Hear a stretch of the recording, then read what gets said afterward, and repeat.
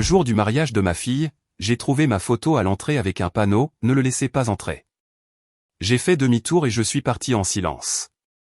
4 heures plus tard, elle a réalisé que son mariage était terminé quand je suis rentré chez moi. Je me tenais devant les portes du lieu de réception que j'avais payé, fixant ma propre photo sous les mots « Ne le laissez pas entrer ». Les invités passaient devant moi en flot continu dans leur tenue de fête, bavardant sur cette belle journée, ignorant que le père était interdit d'entrer au mariage de sa propre fille. Sans un mot, sans faire de scène, j'ai fait demi-tour et j'ai marché jusqu'à ma voiture. Ils voulaient que je parte.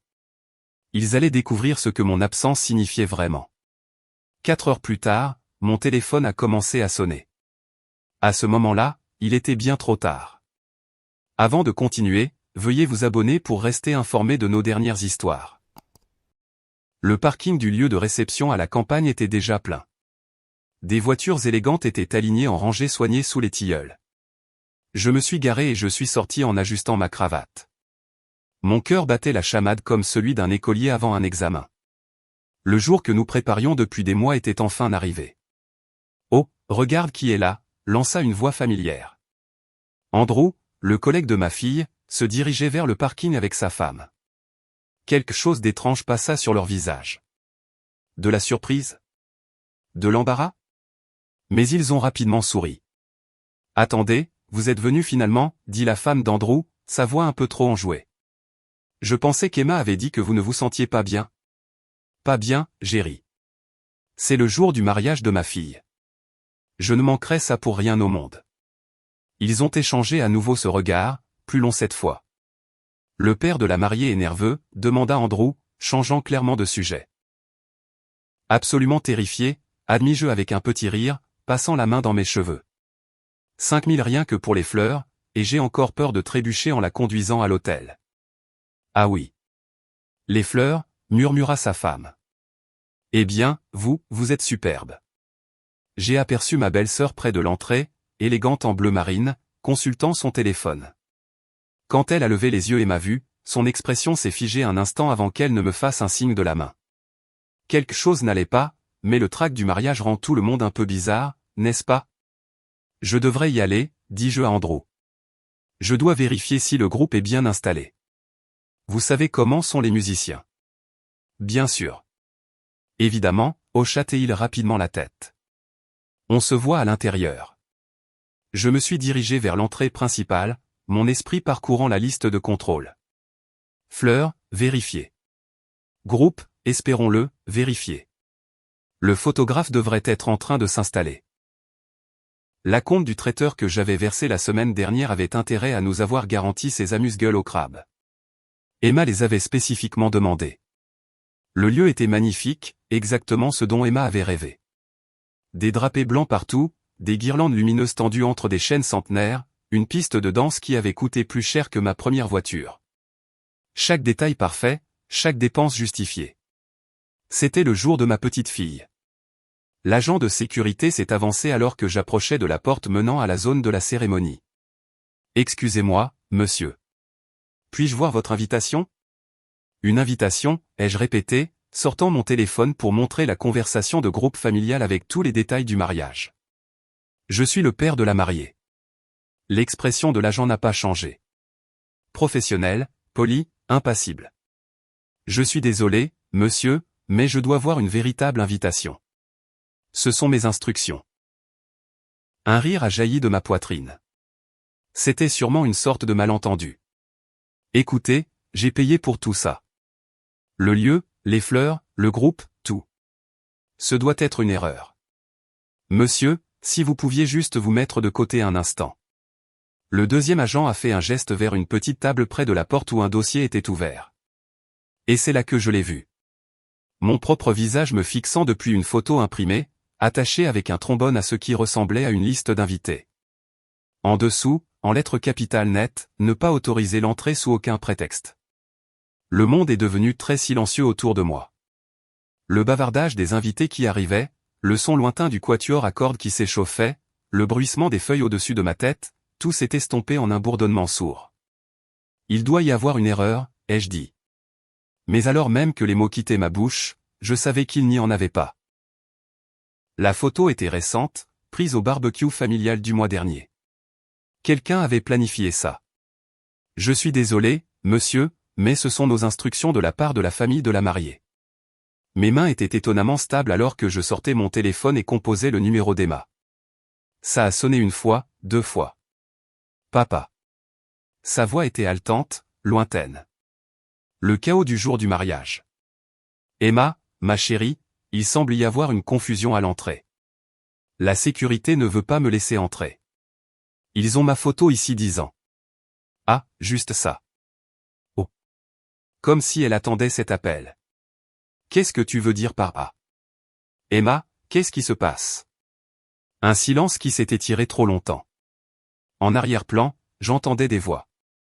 Quelqu'un l'appelait, le photographe voulant probablement une autre photo. Papa, écoute, c'était une décision de groupe. On en a parlé et on a juste pensé que ce serait mieux si tu ne venais pas. Moins de drame, tu sais, moins de stress pour tout le monde. Le téléphone me parut lourd dans ma main. Moins de stress. Je suis ton père. Je sais, mais écoute, je suis vraiment occupé en ce moment. C'est mon jour, d'accord? S'il te plaît, ne rends pas les choses plus difficiles qu'elles ne le sont déjà. Je dois y aller. La communication a été coupée. Je suis resté là un moment, fixant l'écran du téléphone, conscient du regard des agents qui m'observaient avec une sympathie professionnelle. Autour de moi, les invités continuaient d'affluer par la porte, montrant leurs élégantes cartes d'invitation, riant du beau temps, commentant à quel point le cadre était romantique. Sans un autre mot, j'ai fait demi-tour et je suis retourné à ma voiture. Mais je ne suis pas rentré chez moi. Au lieu de ça, je me suis assis sur le siège du conducteur et j'ai composé un numéro familier. Margaret, c'est moi. Désolé de t'appeler un samedi. Oh, bonjour. La voix de ma comptable était chaleureuse, confuse. Que se passe-t-il? N'es-tu pas censé être au mariage en ce moment? Eh bien, c'est justement ça, Margaret. Je suis assis devant le lieu de réception et ils ne veulent pas me laisser entrer. Ils ont ma photo à l'entrée avec des instructions pour ne pas m'autoriser à passer. Il y eut une longue pause. Quoi? Comment ça, ils ne te laissent pas entrer? Tu es le père de la mariée. Tu as tout payé. Je sais. Je me suis penché en arrière sur mon siège et, malgré tout, j'ai senti les coins de ma bouche se soulever en quelque chose qui aurait pu être un sourire. Je sais exactement ce que j'ai payé. C'est incroyable. Comment peuvent-ils te faire ça après tout ce que tu as fait pour cette famille? La voix de Margaret commençait à s'énerver pour moi, ce qui était étrangement réconfortant. Margaret, dis-je doucement, et quelque chose dans mon ton a dû attirer son attention car elle se tut. Où en sommes-nous exactement avec les paiements finaux pour les prestataires d'aujourd'hui? Une pause. Quand elle a repris la parole, sa voix était prudente. Professionnelle. Eh bien, les acomptes ont tous été versés, évidemment. Les paiements finaux sont prévus pour être traités lundi matin, comme d'habitude. Le solde du traiteur, le reste du cachet du groupe, les honoraires finaux du photographe, le paiement de clôture du lieu de réception. Pourquoi? Simple curiosité, dis-je, souriant toujours. Juste par curiosité. Margaret, ai-je continué, ma voix aussi stable que du granit. Dans environ 1 heure, quand la réception battra son plein, je veux que tu commences à appeler les prestataires. Dis-leur qu'il y a eu un changement dans l'autorisation de paiement. Un changement. Sa voix s'est éteinte alors que les implications lui parvenaient. La moitié de la liste, je prendrai l'autre moitié. Traiteur, photographie, gestion du lieu, nettoyage des fleurs, transport, tous ceux qui attendent leur paiement finaux lundi matin. Fais-leur savoir que ces paiements ont été reportés indéfiniment. Le silence s'étira entre nous comme un fil tendu. Quand Margaret a finalement parlé, sa voix était à peine un murmure. Êtes-vous sûr de ça? Je n'ai jamais été aussi sûr de quoi que ce soit de ma vie. J'ai regardé un jeune couple passer les portes en riant de quelque chose. Leur carte d'invitation scintillait sous le soleil de l'après-midi. Ils ont fait leur choix. Maintenant, ils vont devoir vivre avec les conséquences. Je commencerai à passer les appels à 16h30. Merci, Margaret. Et Margaret? Quand ils demanderont pourquoi, dis-leur de contacter directement la famille de la mariée. À 16h47, mon téléphone a sonné. Papa. Papa. La voix d'Emma était stridente, la panique transparaissant dans la communication. Je pouvais entendre le chaos en arrière-plan. Des voix fortes, quelqu'un qui pleure, une musique qui s'était arrêtée au milieu d'une chanson. Bonjour, ma chérie. J'étais assis dans mon bureau à la maison, une tasse de thé refroidissant à côté de moi. Comment se passe ta journée spéciale? Qu'est-ce que tu as fait? Les mots sont sortis comme un cri. Les traiteurs sont en train de remballer. Le photographe vient de partir. Papa, qu'est-ce que tu as fait? Je pris une lente gorgée de mon thé. De l'Earl Grey, le bon. Celui que je gardais pour les grandes occasions. J'ai simplement mis à jour certains prestataires sur le statut de paiement pour les services rendus. Tu ne peux pas faire ça. Tu ne peux pas gâcher mon mariage parce que tu piques une sorte de crise. Une crise.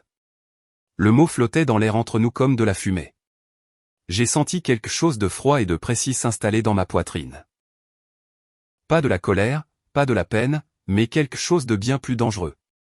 La clarté. Emma, dis-je doucement. Il y a 3 heures, tu m'as dit que c'était une décision de groupe, que ce serait moins stressant si je n'étais pas là. Je m'assure simplement que vos niveaux de stress restent gérables. C'est insensé. Tu te comportes comme un enfant. Tout le monde nous regarde. Les gens partent. Les gens partent, interrompis-je, sincèrement curieux. Comme c'est intéressant. Je me demande pourquoi ils font ça. Parce que. Elle sanglotait maintenant, de grands sanglots haletants qui rendaient ses mots presque inintelligibles. Parce que tu détruis tout. C'était censé être parfait. C'était parfait, ma chérie. Chaque détail planifié, chaque dépense couverte, jusqu'à ce que vous décidiez que je ne devais pas être là pour le voir. La ligne est devenue silencieuse, à l'exception de sa respiration saccadée. Quand elle a repris la parole, sa voix avait changé. Plus dure, plus calculatrice. Très bien. Très bien. Qu'est-ce que tu veux? De l'argent? C'est de ça qu'il s'agit? Tu veux qu'on te rembourse? Il ne s'agit pas d'argent, Emma. Alors quoi? Qu'est-ce que tu veux? Je posai ma tasse de thé avec un soin délibéré. Je veux que tu expliques à tes invités pourquoi le père de la mariée ne te conduit pas à l'hôtel. Je veux que tu leur parles de la photo à l'entrée. Je veux que tu assumes ton choix. Le téléphone est devenu silencieux. 23 minutes plus tard, il a sonné de nouveau. Cette fois, c'était mon ex-femme. Mais qu'est-ce qui ne va pas chez toi? La voix de Sandra était venimeuse, chaque mot assez tranchant pour couper du verre. As-tu la moindre idée de ce que tu as fait? Bonjour, Sandra. J'espère que tu profites de la réception. N'ose pas prendre ce ton avec moi. Il y a 300 personnes ici qui regardent cette famille s'effondrer. Et tout ça parce que tu n'as pas supporté de ne pas être invité. Je me suis penché en arrière dans mon fauteuil, regardant les nuages dériver dans le ciel par la fenêtre de mon bureau. Pas invité. C'est comme ça qu'on appelle ça? Oui. Pas invité. Parce que personne ne voulait de toi ici. Parce que tu ramènes tout à toi, parce que tu es toxique et manipulateur et j'ai payé pour tout l'événement. Et alors? Ça ne te donne pas le droit de le prendre en otage. J'ai presque ri. En otage? Sandra, je ne prends rien en otage. J'exerce simplement mon droit de retirer mon soutien financier à des personnes qui ont clairement fait savoir que je n'étais pas le bienvenu. C'est le jour d'Emma, son unique jour parfait, et tu le détruis. Non, dis-je, et ma voix était douce comme la neige qui tombe. Vous l'avez détruit au moment où vous avez mis ma photo sur cette liste de sécurité. Je m'assure juste que tout le monde comprenne ce que ce choix signifiait vraiment. Elle pleurait maintenant. De grands sanglots théâtraux que je me rappelais de notre mariage. Tu es malade. Tu es vraiment malade. Quel genre de père fait ça à sa propre fille? Le genre qui en a assez d'être traité comme un portefeuille sur pattes. Tu vas regretter ça. Tout le monde va savoir qui tu es vraiment maintenant. Tout le monde va voir. Tout le monde va voir quoi, Sandra? Que j'ai du respect pour moi-même? Que je ne tolérerai pas d'être humilié par ma propre famille. Ils vont voir que tu es mesquin et vindicatif. Et je lui ai raccroché au nez en plein milieu de sa phrase. Le 3e appel venait de Marcus, le chef du groupe. Sa voix était tendue d'une inquiétude professionnelle. Monsieur, on nous a dit qu'il pourrait y avoir des problèmes de paiement. Nous sommes censés jouer jusqu'à minuit, mais... Marcus, interrompis-je doucement.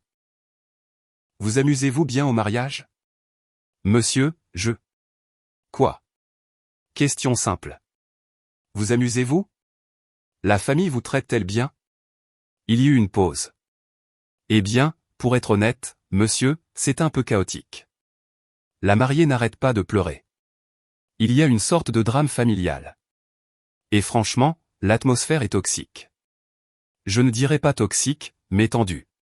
Très tendue. Marcus, je veux que vous remballiez votre matériel et que vous partiez tout de suite. Mais monsieur, le contrat. Le contrat est annulé. Il n'y aura pas de paiement, et je ne veux pas que vous et vos musiciens soyez soumis à ce qui se passe là-bas. Ce n'est pas votre faute. Vous êtes sûr? J'en suis sûr. Prenez votre équipement et rentrez chez vous, auprès de vos familles. Envoyez-moi la facture pour le dérangement. Merci, monsieur. Et pour ce que ça vaut, je suis désolé. Je ne sais pas ce qui s'est passé entre vous tous, mais ça ne me semble pas juste. Après que Marcus ait raccroché, je suis resté assis dans la pénombre grandissante de mon bureau, écoutant le silence. Mon téléphone vibrait de SMS entrants, de messages de colère, de supplications, de messages confus de parents et d'amis qui commençaient à comprendre ce qui se passait. J'ai retourné le téléphone et je suis allé me faire une autre tasse de thé. Ils voulaient que je parte. Maintenant, ils apprenaient ce que partir signifiait vraiment. Les coups à ma porte d'entrée ont commencé à 21h17. Agressif et incessant. Je m'y attendais, honnêtement. J'ai posé mon livre. Marc Aurèle semblait approprié ce soir et j'ai marché vers la porte sans me presser. À travers le Judas, j'ai pu voir Patricia, la mère du marié, le visage rouge de fureur, sa coiffure de mariage parfaitement arrangée maintenant en désordre. Derrière elle se tenaient deux autres silhouettes que je ne pouvais pas bien distinguer dans la lumière du porche. J'ai ouvert la porte et je me suis appuyé contre le cadre, sans les inviter à entrer. Je le savais, cracha Patricia avant même que je puisse dire bonjour. Je savais que tu ne serais qu'une source de problèmes. Je l'ai dit à Emma depuis le début. J'ai dit, ce père que tu as va tout gâcher. Mais est-ce que quelqu'un a écouté? Non. Bonsoir, Patricia. Comment était la réception? Ses yeux étaient hagards. Le mascara coulait sur ses joues comme de la peinture de guerre. Comment était? Es-tu fou? Tu as détruit le mariage de mon fils. Tu as tout détruit. C'est moi. J'ai incliné la tête, sincèrement curieux. C'est intéressant, parce qu'à ce que je sache, je n'étais même pas autorisé sur la propriété. N'ose pas. N'ose pas te tenir là et faire l'innocent. Elle hurlait maintenant, sa voix se brisant de rage. Pourquoi n'as-tu pas pu simplement l'accepter? Rester tranquillement à la maison. Pourquoi dois-tu toujours tout ramener à toi? J'ai senti ce calme froid et familier s'installer sur moi comme une armure. Patricia, quand est-ce que j'ai déjà ramené quoi que ce soit à moi? Chaque dîner de famille, chaque fête, chaque fois que nous essayons d'avoir une conversation normale, tu dois. Je dois quoi? Payer pour ça? Cela l'arrêta net au milieu de sa phrase. Je suis curieux, Patricia. Au cours des 3 années depuis qu'Emma et Derek sont ensemble, combien de ces dîners de famille as-tu payé? Combien de rassemblements pour les fêtes? Combien de fêtes d'anniversaire, de célébrations d'anniversaire, d'escapades de week-end? Sa bouche s'ouvrait et se fermait comme un poisson cherchant de l'air. Laisse-moi t'aider avec les maths, ai-je continué, ma voix douce et stable. 0. La réponse est 0. Mais c'est moi qui ramène tout à moi-même. Ce n'est pas, l'argent n'est pas tout. Tu as absolument raison. Ce n'est pas tout. Le respect, cependant, c'est quelque chose. La décence humaine de base, c'est quelque chose. Ne pas être traité comme un paria au mariage de sa propre fille, ça, c'est vraiment quelque chose. La compagne de Patricia s'est avancée. La sœur de Derek, Michel. Oncle Robert, vous devez comprendre, ce n'était pas personnel. Emma essayait juste d'éviter les drames. Les drames? Ai-je répété lentement, savourant le mot. Michel, peux-tu m'expliquer quel drame j'allais causer? Avais-je l'intention de m'opposer pendant la cérémonie, de commencer une bagarre, de faire une scène? Eh bien, non. Mais. Donc le drame que vous évitiez, c'était quoi? Ma présence?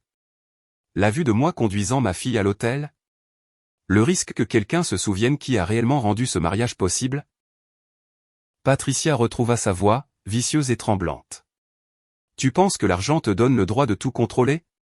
Tu penses que parce que tu paies pour des choses, tu possèdes les gens? Quelque chose de chaud et de vif a brillé derrière mes yeux, mais j'ai gardé ma voix égale. Patricia, je veux que tu réfléchisses très attentivement à ce que tu viens de dire. Je veux que tu te souviennes de la dernière fois que j'ai demandé quelque chose à Emma.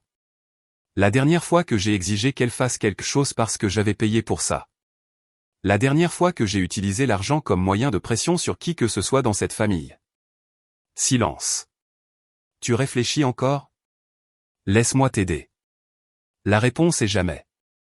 Mais aujourd'hui, quand votre famille a décidé que je n'étais pas le bienvenu à un événement que j'ai financé, qu'est-ce que vous pensiez qu'il se passerait, exactement?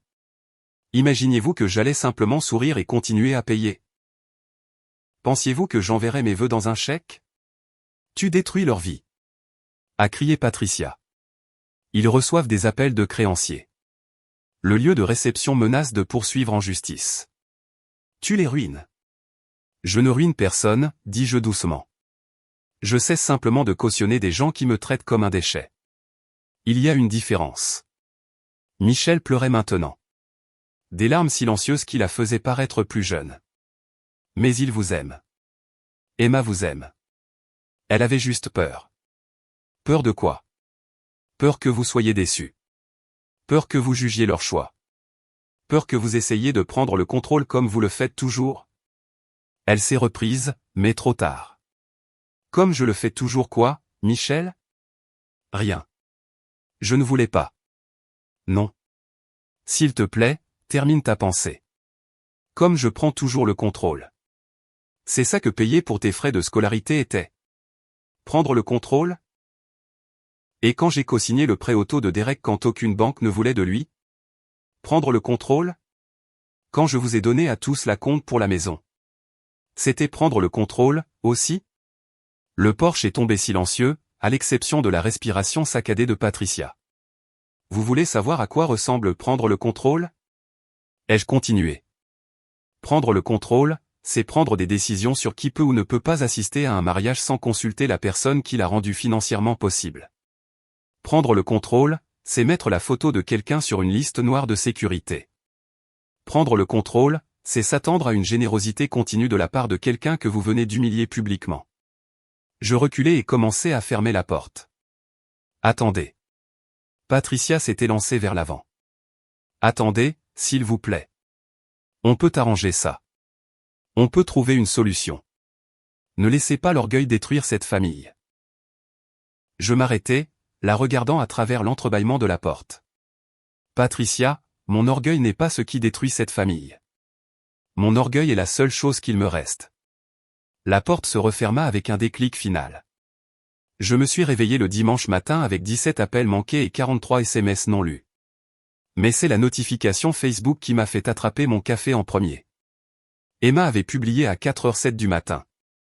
J'ai le cœur brisé de partager que ce qui aurait dû être le plus beau jour de ma vie a été détruit par quelqu'un qui était censé m'aimer et me soutenir.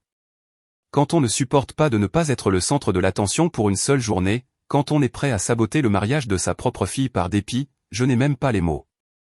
Les prestataires sont partis, la réception s'est terminée plus tôt, et tout ça parce qu'une personne n'a pas supporté qu'on lui demande de respecter des limites. Je suis dévasté, mais je suis aussi libre. Libre de la manipulation, libre du chantage affectif, libre de l'amour conditionnel.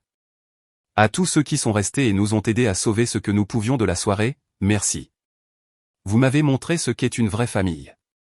La publication avait 247 j'aime et 89 commentaires. Je les ai parcourus en sirotant mon café, regardant le récit prendre forme en temps réel. OMG, Emma, je suis tellement désolé. Certaines personnes sont juste toxiques. Tu es mieux sans ce genre de négativité dans ta vie. Quel genre de père fait ça à sa propre fille? Prière pour toi, ma chérie. Les narcissiques ne supportent pas de ne pas être le centre de l'attention. Mais ensuite, plus bas dans les commentaires. Attends, ton père n'a pas payé pour tout le mariage? Pourquoi n'était-il pas invité? Ça n'a pas de sens. S'il était si terrible, pourquoi as-tu pris son argent? Il y a certainement plus à cette histoire. Et de ma sœur, Claire. Que Dieu la bénisse. Emma, je t'aime, mais ce n'est pas toute la vérité. Ton père mérite mieux que ça. J'ai posé mon téléphone et je me suis préparé un vrai petit déjeuner. Des œufs bénédicts, quelque chose que j'avais appris à faire pendant mon mariage et perfectionné pendant mon divorce. En préparant la sauce hollandaise, j'ai pensé au récit, à la perception, aux histoires que nous nous racontons et à celles que les autres racontent sur nous. À midi, 3 autres membres de la famille avaient appelé, voulant ma version de l'histoire. Le soir, la publication Facebook avait 2 fois plus de commentaires, et le vent commençait à tourner. La vérité a une façon de faire surface, avais-je découvert. Il faut juste de la patience. Et la patience, il se trouve, est quelque chose que j'ai eu beaucoup de temps pour pratiquer. Mardi matin, j'étais en tendance sur le Twitter local. #WeddingDrama était le hashtag de choix. Et apparemment, j'étais le méchant de la semaine. La blogueuse lifestyle locale, Jennifer Matthews, avait repris l'histoire d'Emma et l'avait diffusée. Son article, Quand l'amour familial vient avec des conditions, le jour de mariage déchirant d'une mariée, était devenu viral dans notre petite ville. La section des commentaires était un champ de bataille. Ce père est clairement un narcissique qui gâche le mariage de sa propre fille. Imaginez être si arrogant que vous pensez que payer pour quelque chose signifie que vous possédez les gens. Emma est si courageuse de partager ça. L'abus financier est réel. J'espère qu'elle coupera complètement les ponts avec lui. Les parents toxiques ne changent pas. Je les ai tous lus, en sirotant mon café du matin, en prenant des notes. Le récit se cristallisait exactement comme je m'y attendais. Emma était la victime. J'étais le monstre. Et tout le monde avait une opinion. Mais enfouies dans les commentaires, il y avait des questions, petites, mais persistantes. S'il était si terrible, pourquoi l'a-t-elle laissé tout payer? Quelque chose ne colle pas ici. Mon père a payé pour mon mariage et il a eu la place d'honneur. Ça semble extrême. Dans l'après-midi, la chaîne de télévision Channel 7 avait appelé. Un drame de mariage local devient viral et était apparemment assez digne d'intérêt pour le journal de 17h. J'ai poliment décliné leur demande d'interview, mais j'ai pris une note mentale. L'histoire se propageait au-delà des réseaux sociaux. Emma, cependant, n'avait aucune de ses réserves quant à la publicité. Le soir, elle était apparue dans 2 segments d'actualité locale, chaque fois avec Derek à ses côtés, tous deux ayant l'air convenablement dévastés. Mon père a toujours été contrôlant, a-t-elle dit à la journaliste Sarah Chen, tamponnant ses yeux avec un mouchoir. Nous pensions que si nous posions cette seule limite, peut-être qu'il la respecterait. Mais quand l'amour de quelqu'un est conditionnel à ce qu'il obtienne ce qu'il veut. Derek hocha solennellement la tête à côté d'elle, son bras protecteur autour de ses épaules. Nous essayons juste de commencer notre mariage sans influence toxique. Emma mérite mieux que la manipulation émotionnelle. J'ai éteint la télévision et j'ai pris mon téléphone. Il était temps de passer quelques appels moi-même. Le premier appel fut pour mon avocat, Michael Harrison. J'ai suivi la couverture médiatique, a dit Michael avant que je puisse parler. Situation intéressante. Intéressante est un mot pour ça. Michael, j'ai besoin que tu fasses des recherches. Dossier financier, demande de crédit, tout ce qui pourrait éclairer les récentes activités financières du jeune couple. Que cherchez-vous exactement? Je veux savoir s'il y a une raison, au-delà de la simple cruauté, pour laquelle il voulait m'écarter. Quelque chose me dit qu'il y a plus à cette histoire. Je vais voir ce que je peux trouver. En attendant, avez-vous envisagé de répondre publiquement? Pas encore. Laissons-les d'abord creuser leur propre trou un peu plus profondément. Le deuxième appel fut pour Marcus, le chef d'orchestre, qui avait remballé plus tôt samedi soir. Monsieur, j'espère que vous ne m'en voudrez pas de le dire, mais toute cette histoire me tracasse depuis une semaine, a dit Marcus. Je suis dans ce métier depuis 12 ans, et je n'ai jamais rien vu de tel que ce qui s'est passé à ce mariage. Qu'est-ce que vous voulez dire? La façon dont il parlait de vous après votre départ, les choses qu'il disait, ça ne correspondait pas à la façon dont il vous traitait avant. Je me souviens des réunions de planification. Vous étiez respectueux, généreux, facile à vivre. Mais samedi soir, après le début du chaos, il vous dépeignait comme une sorte de monstre. Que disait-il exactement? La belle-mère de la mariée, cette femme Patricia, disait à tout le monde que vous les menaciez depuis des semaines, que vous aviez exigé de contrôler chaque détail du mariage, que vous aviez abusé émotionnellement de la mariée. Mais monsieur, j'ai vu les documents de planification. Votre nom était partout en tant que contact et source de paiement, mais toutes les décisions étaient signées par la mariée et le marié. Ma prise sur le téléphone se resserra. Marcus, seriez-vous prêt à faire une déclaration sur ce que vous avez observé si j'en ai besoin?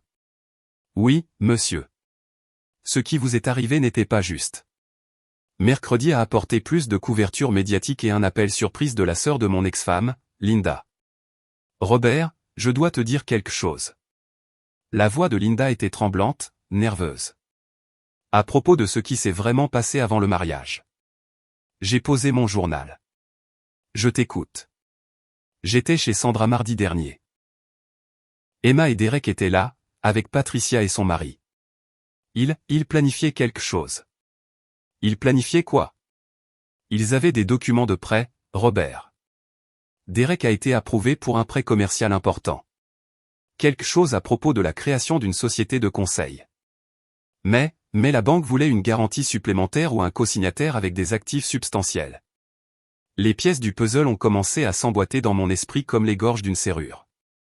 Il comptait sur toi pour co-signer après t'avoir laissé revenir, a poursuivi Linda, sa voix se raffermissant alors qu'elle trouvait son courage. Robert, ils n'ont jamais eu l'intention de te tenir à l'écart en permanence. C'était de la manipulation psychologique. Qu'est-ce que tu veux dire? Patricia n'arrêtait pas d'expliquer la stratégie.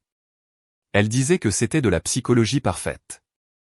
Te faire sentir rejeté et coupable d'abord. Puis, quand tu reviendrais en rampant pour t'excuser, tu accepterais n'importe quoi pour prouver ton amour pour Emma. Il sera si désespéré de retrouver les bonnes grâces d'Emma, disait-elle sans cesse. Il signera tout ce qu'on lui mettra sous le nez. C'est pour l'avenir de sa fille, après tout. Le silence s'est étiré entre nous alors que l'image complète se cristallisait dans mon esprit. Il s'attendait à ce que je supplie. Il s'attendait à ce que tu craques. Emma n'arrêtait pas de dire que tu cèdes toujours quand elle pleure. Que tu ne supportes pas d'être exclu de sa vie. Il pensait que quelques jours de toi appelant et plaidant seraient suffisants. Ensuite, Derek convaincrait gracieusement Emma de te pardonner. Tu serais si reconnaissant d'être de retour dans la famille que la co-signature du prêt semblerait un petit prix à payer. Et le plan de secours, l'affaire de la procuration, ce n'était que si tu ne craquais pas assez vite. Patricia a dit qu'il te donnerait 2 semaines maximum avant de passer à des mesures d'intervention plus sérieuses. La pièce est devenue très silencieuse autour de moi. Dehors, j'entendais des enfants jouer dans le parc de l'autre côté de la rue, leur rire vif et innocent dans l'air d'automne. Linda, pourquoi me dis-tu ça maintenant? Parce que ce qu'ils t'ont fait au mariage, ce n'était pas pour protéger Emma d'un drame. C'était pour éliminer les témoins. Ils ne voulaient pas de toi là-bas parce qu'ils ne voulaient personne qui pourrait plus tard remettre en question leur histoire. Leur histoire sur ton état mental, sur ton incapacité à prendre des décisions financières saines, sur le besoin d'une intervention familiale. Sa voix est tombée à un murmure. Robert, il prévoyait de te faire déclarer inapte. Ce soir-là, je me suis assis à mon ordinateur et j'ai ouvert un nouveau document. Si Emma voulait contrôler le récit, il était temps qu'elle apprenne à quoi ressemblait une vraie histoire. J'ai commencé à taper une lettre ouverte à ma communauté. Mon nom est Robert Henderson, et je suis le père qui a gâché le mariage de sa fille. Vous avez entendu la version des faits d'Emma et vous avez tiré vos conclusions. Je ne vous en veux pas. Son histoire est convaincante, et elle la raconte bien. Mais il y a des choses que vous n'avez pas entendues, des documents que vous n'avez pas vus, et des questions qui méritent des réponses. Premièrement, laissez-moi partager quelques faits. Au cours des 3 dernières années, j'ai contribué à hauteur d'environ 127 000 $ au style de vie de ma fille et de mon gendre. Cela inclut non seulement le mariage de 43 000 $, mais aussi la compte sur leur maison, 35 000 $, la co-signature du prêt Toto de Derek, 28 000 $, les paiements des prêts étudiants d'Emma, 15 000 $, et de nombreux prêts plus petits qui n'ont jamais été remboursés. Je mentionne ces chiffres non pas pour leur faire honte, mais pour établir un contexte. Ce n'était pas le comportement d'un père contrôlant et manipulateur. C'était de l'amour. Généreux, peut-être insensé, mais indéniablement de l'amour. Maintenant, laissez-moi vous parler du samedi 14 octobre. De mon point de vue. J'ai écrit pendant 3 heures, exposant chaque détail avec une précision chirurgicale. La photo à l'entrée, les appels aux prestataires, les vraies raisons derrière leur décision de m'exclure, et enfin, ce que Linda m'avait dit sur les prêts et le plan de procuration. Quand j'ai eu fini, je l'ai relu 2 fois, vérifiant les faits, tempérant les émotions, m'assurant que chaque mot était défendable. Ensuite, je l'ai publié sur Facebook, j'ai envoyé des copies aux médias locaux, et je l'ai envoyé par email directement à Jennifer Matthews, la blogueuse qui avait lancé tout ce cirque médiatique. Le matin, #WeddingDrama avait pris un ton très différent. La vérité, comme je l'avais appris il y a longtemps, ne gagne pas toujours immédiatement, mais elle a une façon de faire surface quand on est assez patient pour la laisser faire. Le studio de Chanel 7 était plus petit que je ne l'avais imaginé, mais les caméras donnaient l'impression que tout était amplifié, plus significatif. Sarah Chen, la même journaliste qui avait interviewé Emma plus tôt cette semaine, était assise en face de moi avec une pile de documents sur la table entre nous. Monsieur Henderson, merci d'avoir accepté de nous parler. L'histoire de votre fille a touché des milliers de personnes sur les réseaux sociaux. Que voudriez-vous que nos téléspectateurs sachent? J'ai fouillé dans le dossier à côté de ma chaise et j'ai sorti le premier relevé bancaire. J'aimerais qu'ils sachent la vérité, Sarah. Et j'ai apporté des preuves. La caméra a zoomé alors que j'étalais les documents avec une précision méthodique. Chacun était surligné, marqué d'un onglet, organisé comme des preuves dans une salle d'audience, ce qui, d'une certaine manière, était le cas. Ceci est un virement bancaire de $43 000 au Millbrook Country Club pour le lieu de réception et les services de traiteur. Date du 15 septembre. Je l'ai posé et j'ai pris le suivant. Ceci est le paiement au Quatuor Accord d'Harmonie.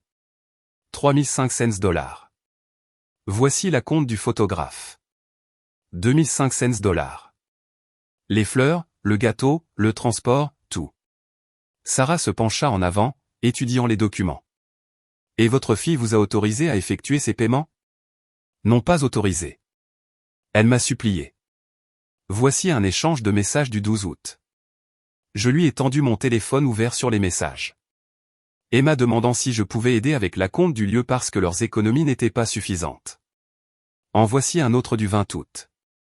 Derek demandant pour le paiement du groupe parce qu'ils étaient un peu à court ce mois-ci. La journaliste a lu les messages, son masque professionnel se fissurant légèrement. Monsieur Henderson, dans les déclarations publiques de votre fille, elle vous dépeint comme contrôlant et manipulateur.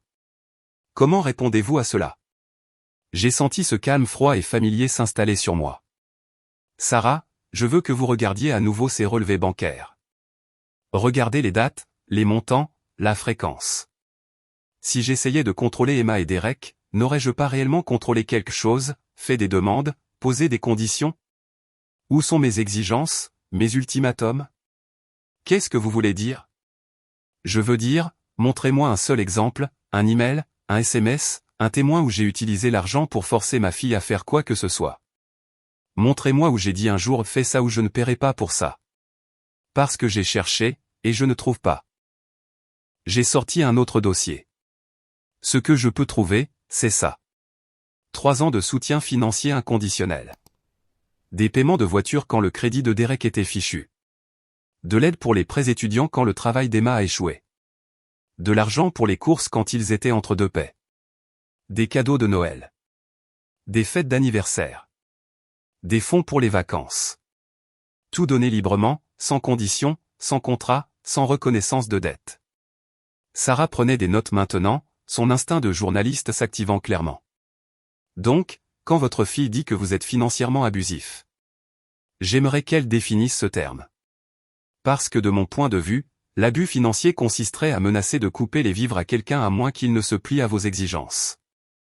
Ce serait de faire planer la menace de l'argent au-dessus de leur tête pour contrôler leur comportement. Ce que j'ai fait, c'est le contraire. J'ai donné librement et je n'ai rien demandé en retour. J'ai ouvert le dernier dossier.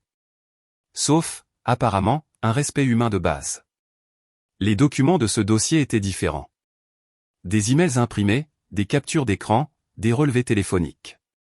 Ce sont des communications entre Emma, Derek et les prestataires du mariage dans les semaines précédant la cérémonie. Vous remarquez quelque chose d'intéressant? Sarah les a étudiés, ses sourcils se haussant. Il modifie les contrats des prestataires sans vous consulter. Il retire mon nom de tout. Les informations de contact, l'autorisation de paiement, même la simple courtoisie de me tenir informé de mes propres engagements financiers. J'ai montré une section surlignée. Ici, Derek dit au photographe de ne pas s'inquiéter d'obtenir l'approbation du père d'Emma pour la liste des photos parce que je ne suis plus vraiment impliqué dans la planification. Mais vous payez toujours pour tout? Chaque centime. Jusqu'au matin du mariage, quand j'ai découvert que je n'étais pas le bienvenu à l'événement que j'avais financé. Sarah a posé les documents et a regardé directement la caméra. Pour nos téléspectateurs qui nous rejoignent, nous parlons avec Robert Henderson, le père qui a été banni du mariage de sa fille samedi dernier. Monsieur Henderson, vous nous avez montré de nombreux dossiers financiers prouvant que vous avez payé pour le mariage, mais votre fille et sa famille soutiennent que vous avez été exclu pour leur bien-être émotionnel. Comment répondez-vous? Je me suis penché en arrière dans mon fauteuil, sentant le poids de chaque décision qui avait mené à ce moment. Sarah, je veux que vos téléspectateurs imaginent quelque chose. Imaginez que vous avez passé 3 ans à aider votre enfant et son conjoint à construire leur vie. Vous n'avez jamais demandé de remboursement, jamais exigé de gratitude, jamais rien utilisé comme moyen de pression. Puis un jour, vous arrivez à un événement que vous avez financé, pour découvrir votre photo à l'entrée de la sécurité avec des instructions pour vous tenir à l'écart. Ma voix est restée stable, mais je sentais la caméra capter quelque chose dans mes yeux. Pas de la colère, pas de la peine, mais quelque chose de bien plus dangereux. De la résolution. Qu'est-ce que cela vous dirait sur la façon dont ces personnes vous voient vraiment? Pas comme de la famille, pas même comme un être humain méritant une courtoisie de base, mais comme quoi? Un portefeuille, une ressource à utiliser et à jeter. Et quand j'ai découvert cela, j'ai pris une simple décision. Si je ne suis pas le bienvenu à la fête, je n'ai pas besoin de payer pour la fête. Ce n'est pas de la vengeance, Sarah. C'est du respect de soi. L'interview a été diffusée à 18h. À 20h30, ma sonnette retentissait comme une alarme incendie. À travers le Judas, je les ai tous vus. Emma, Derek, Patricia, Sandra, même le père de Derek, que j'avais rencontré peut-être 2 fois en 3 ans. Ils étaient blottis ensemble sur mon porche comme des réfugiés fuyant une tempête. J'ai ouvert la porte mais je ne les ai pas invités à entrer. Papa, on doit parler. Le visage d'Emma était marbré de larmes, sa voix rauque. Derrière elle, les autres se déplaçaient nerveusement, une délégation de désespérés. Bonjour, Emma. Comment s'est passée l'interview? S'il te plaît, on peut entrer? On peut arranger ça. On peut réparer les choses. Je me suis appuyé contre le cadre de la porte, étudiant leur visage. Patricia semblait avoir vieilli de 5 ans en 5 jours. Sandra ne pouvait pas croiser mon regard. Derek transpirait malgré l'air frais du soir. Réparer quoi, exactement? Tout ça, la voix d'Emma s'est brisée. Les publications, les interviews, tout ce bazar. Papa, je vais tout supprimer. Je vais publier des excuses. Je dirai à tout le monde que c'était un malentendu. Un malentendu? Ai-je répété lentement. Oui, on était stressé. L'organisation d'un mariage, c'est fou. On a fait des erreurs. Emma. Ma voix a tranché son charabia comme de la glace. Qui a décidé de mettre ma photo à l'entrée de la sécurité? Silence. Question simple. De qui venait l'idée? Elle a regardé Derek, puis Patricia, puis ses pieds. C'était une décision de groupe. Une décision de groupe. Et qui a pris ma photo du barbecue familial pour en faire un avertissement de sécurité? Papa, est-ce que ça a de l'importance? Nous sommes là pour. Réponds à la question. Derek s'est avancé, le visage pâle mais déterminé. C'est moi. J'ai pris la photo et je l'ai fait imprimer. J'ai hoché lentement la tête.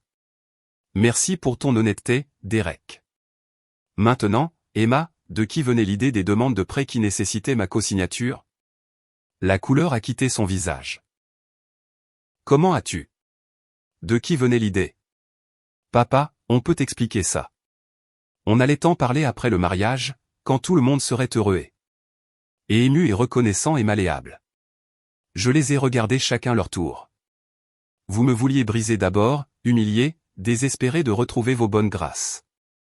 Alors j'aurais signé n'importe quoi, n'est-ce pas? Pour l'avenir de ma fille. Patricia a retrouvé sa voix, tremblante et désespérée. Robert, tu dois comprendre, on n'a jamais voulu que ça aille si loin. C'était juste une stratégie. Une stratégie? Le mot avait un goût amer. Patricia, aide-moi à comprendre la stratégie. Étape 1, humilier publiquement l'homme qui paie pour le mariage de ton fils.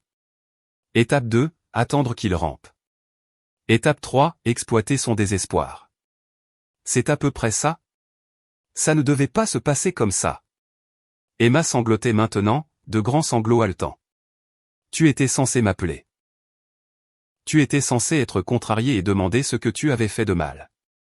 Ensuite, on aurait pu arranger les choses et tu te serais senti si mal que quand Derek aurait expliqué le prêt commercial.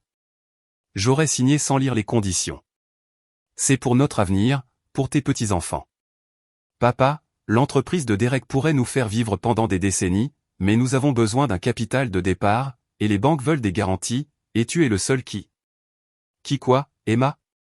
Qui t'aime assez pour être utilisé? Qui est assez stupide pour signer des documents financiers tout en étant émotionnellement vulnérable? Elle hyperventilait maintenant, s'agrippant au bras de Derek. S'il te plaît, papa. S'il te plaît. On est en train de couler. La banque a retiré la préapprobation quand ils ont vu les nouvelles. Les prestataires du mariage menacent de nous poursuivre. La société de crédit hypothécaire de Patricia pose des questions parce qu'elle a co-signé pour notre maison et maintenant il s'inquiète de sa solvabilité. Stop. Ma voix était calme, mais elle a tranché sa panique comme une lame. Emma, regarde-moi. Elle a levé son visage strié de larmes, et pendant un instant, elle ressemblait à la petite fille qui venait se blottir sur mes genoux après des cauchemars. J'ai besoin que tu comprennes quelque chose, dis-je doucement. L'homme qui aurait arrangé ça pour toi, qui aurait tout fait disparaître d'un coup de fil et d'un chéquier, cet homme est mort samedi matin dernier quand il a vu son propre visage sur une liste noire de sécurité.